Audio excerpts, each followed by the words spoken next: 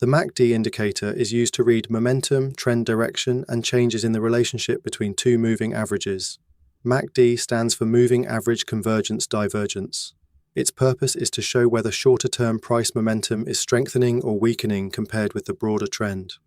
The indicator is built around three parts. The MACD line measures the difference between a faster moving average and a slower moving average. The signal line is a smoothed version of the MACD line.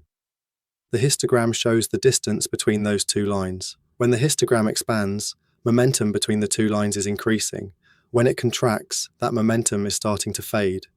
On TradingView, the standard MACD settings are usually based on a 12-period fast length, a 26-period slow length, and a 9-period signal smoothing. These settings can be adjusted, but the default version is widely used because it gives a balanced view of short-term momentum against a slower trend reference.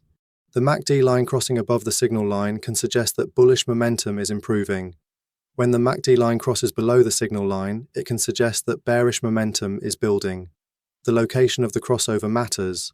A crossover that happens near the zero line may carry a different message from one that happens after momentum has already stretched far above or below it.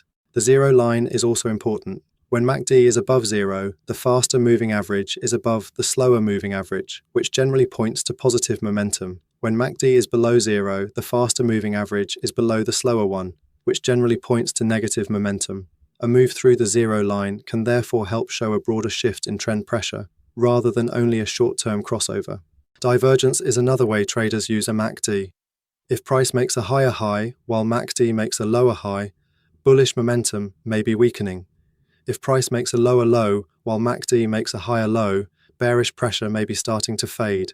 Divergence does not confirm a reversal by itself, but it can warn that the current move may be losing strength. One of the indicator's main limitations is lag. Because MACD is based on moving averages, it can react after part of the move has already happened. It can also produce false crossovers in sideways or choppy markets, where price does not have enough direction to create meaningful follow-through.